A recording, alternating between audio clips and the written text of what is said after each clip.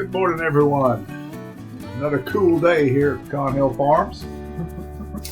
It warms up for a little bit, then it cooled for a little bit, and so you don't know what to do.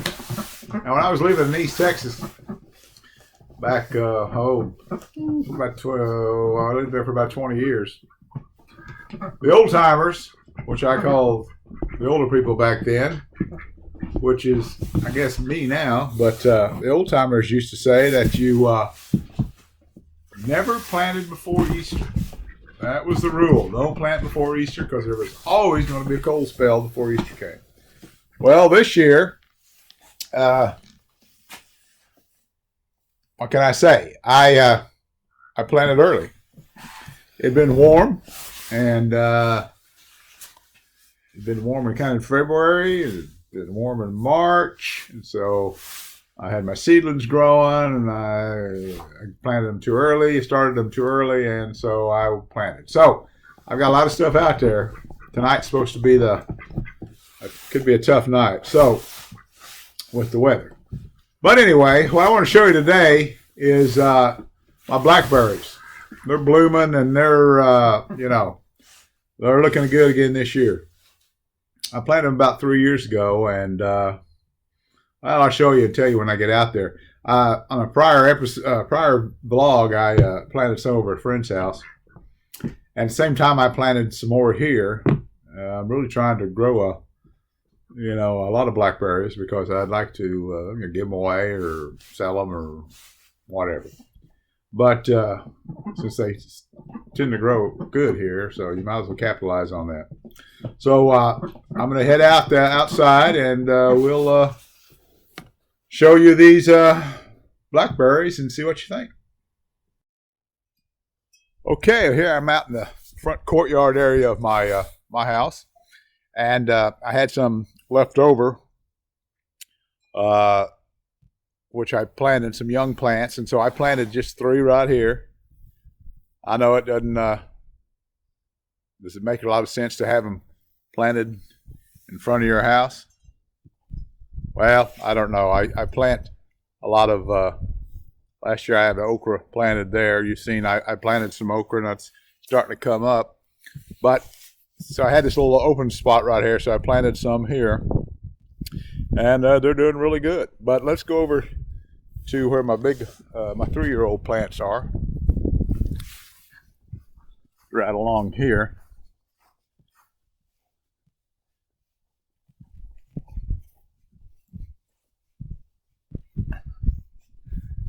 I planted it's about 30 feet row here about 3 years ago. And you can see they're blooming well. I had planted a patch of blackberries, and I had some of them didn't make it, and so I went to an Atwood store that we have here in North Texas, and they had some blackberries, and so I needed to fill in some spots, and so I bought them, but they didn't have any type of identification on them. They just said blackberries.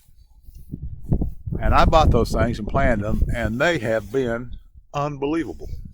I don't know what kind they are, if they're the new type of blackberry that produces twice a year, but they have just done fantastic.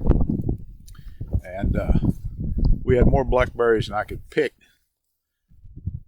last year, and looks like this year is going to be the same.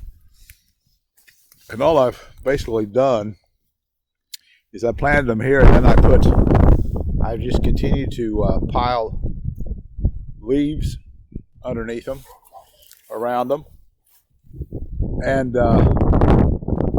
they have just done fantastic. They've started, of course, sending up sprouts, as you can see. I got them coming up 6 feet away from the mother plant, and I've been digging those up and replanting them in another area. So let's go on over there.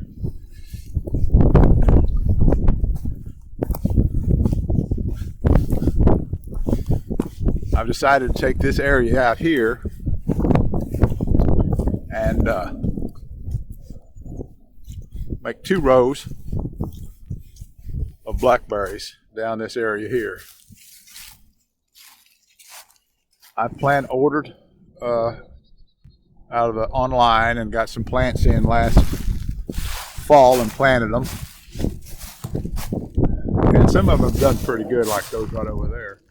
Some of them haven't, and so what I've done is dig up some of those runners, and I've been planting some of those runners along here. Let's see, there's one there. There's some here I planted, and they seem to be doing pretty good now. It's like a week ago I planted these things.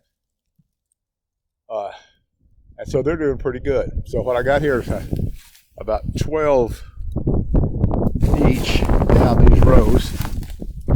And I've just piled leaves. Last year it was leaves and hay. There's a small one coming up. I started off with leaves and then went with hay and then leaves again. So over here to this other row. There's some along here. There's a big one there. Another one there. So that's how I do to kind of keep the grass down. And it works pretty good.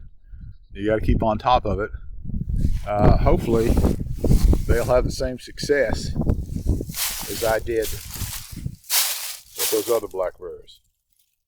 So blackberries have been something that's been quite successful for me here at Pecan Hill Farms. So hopefully I can keep it up and be able to harvest a lot of blackberries this year. I have some blueberries here in containers, and you know, they do all right. I mean, it's not like I'm having pints and pints of blueberries, but just to have some and to use, maybe I get enough for a cobbler or something. You know, that's about all I can hope for in these containers. I sure like to grow them in the ground here, but this alkaline soil down here is just not good for them. So anyway, so this is kind of a little heads up on the blackberries and how they're doing. It's kind of a another windy, cool day. It's blew one of my tomatoes over here. I'm going to have to get. I got them tied up with these hose, these leftover hose from my mother-in-law, and that one there came undone. But hopefully he's not broke. I think I can pick him back up, tie him back up.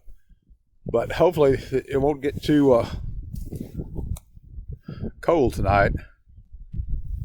I'm just taking my chances, I guess. I can survive one more night, and because these are already 3 feet tall, I'd hate to lose them. Some of this stuff's going to be hard to protect because it's got so big. We got jalapenos growing down there, and let's see if I can zero in on these. That plant right there is already producing some good jalapenos for me, so I started them early. They have suffered a little bit of the cooler weather, but hopefully I'll make it through tonight. Well, I guess that's it. I hope your garden does good, and I hope it makes it through. If you're in an area where it's going to get cold tonight, especially here in North Texas and Oklahoma and stuff, I hope it works out for you. And if you like these videos, you want to come along with us on our food forest here in my 1 acre homestead, just subscribe. I'd appreciate it. Thank you.